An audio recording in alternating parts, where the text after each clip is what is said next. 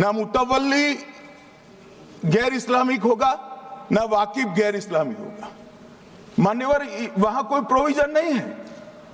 जो धार्मिक संस्थाओं का संचालन करते हैं उसमें कोई गैर मुस्लिम व्यक्ति रखने का प्रावधान किया भी नहीं है, हम करना भी नहीं चाहते हैं मान्यवर। इसलिए जो बड़े बड़े भाषण करते हैं कि समानता का अधिकार चला गया, दो धर्मों के बीच में समानता नहीं रही, मुसलमानों के धार्मिक अधिकारों के बीच में दखल खड़ी हो जाएगी, कुछ नहीं होने वाला मान्यवर। इस दृष्टि से देखें तो 1995 तक वक्फ की काउंसिल और वक्फ बोर्ड था ही नहीं, वो तो 95 से आया। और मान्यवर, ये जो भ्रम खड़ा किया जाता है कि ये एक मुस्लिम भाइयों के धार्मिक क्रियाकलापों के अंदर, उनके दान की हुई संपत्ति के अंदर दखल करने का है, ये बहुत बड़ी भ्रांति फैलाकर माइनॉरिटी को डराकर अपनी वोट बैंक खड़ी करने के लिए किया जा रहा है मान्यवर। कहां पर गैर मुस्लिम सदस्य रखे जाएंगे? परिषद में और वक्फ बोर्ड में। उसका काम क्या है? उनका काम धार्मिक क्रियाकलापों को कुछ चलाने का नहीं है। वो शुद्ध रूप से वक्फ का जो कानून, दान के लिए किसी ने दी हुई संपत्ति, उसका एडमिनिस्ट्रेशन अच्छे से चल रहा है नहीं चल रहा है, कानून के हिसाब से चल रहा है नहीं चल रहा है, या तो दान जिस चीज के लिए दिया गया, इस्लाम धर्म के लिए दिया गया, गरीबों के भोजन के लिए दिया गया, गरीबों के उद्धार के लिए, वो उद्देश्य के लिए इसका उपयोग हो रहा है नहीं हो रहा है, इसका नियमन करने का काम है मान्यवर। अब मैं इसको मान्यवर बाकी सारे धर्मों के साथ कंपैरिजन करते हैं और कहते हैं दखल किया है।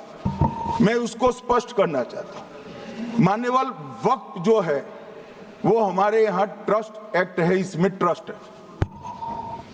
तो ट्रस्ट के अंदर जो ट्रस्ट को बनाते हैं वो ट्रस्टी होते हैं और एक मैनेजिंग ट्रस्टी होते हैं। वक्फ में वाकिफ होता है, वक्फ होता है और मुतवल्ली होता है। ये सारे इस्लाम के अनुयायी हैं।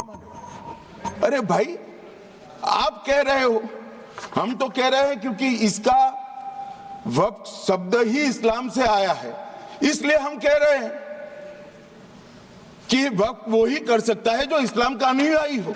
अब आप उसका विरोध कर रहे हो, तो आप तो वक्फ में भी नॉन इस्लामिक आदमी चाहते हो। मान्यवर, क्या कह रहे हैं?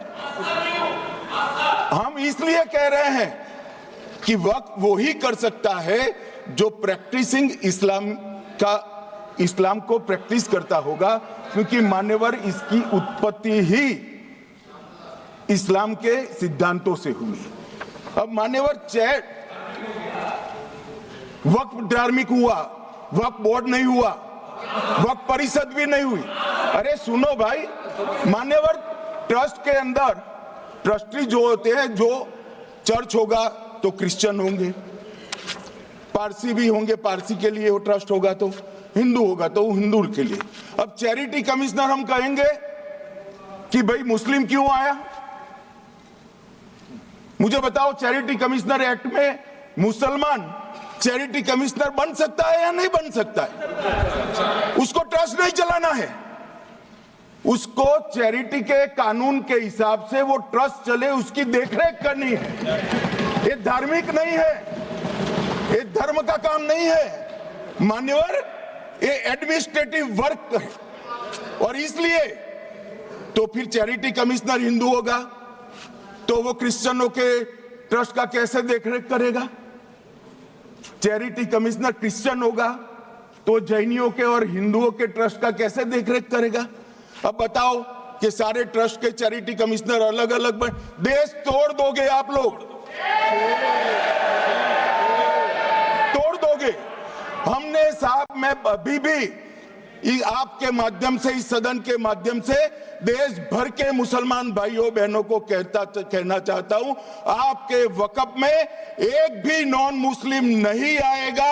ये एक्ट में ऐसा कोई प्रावधान नहीं। मगर जो वक्फ बोर्ड है और वक्फ परिषद है, उसका काम क्या है?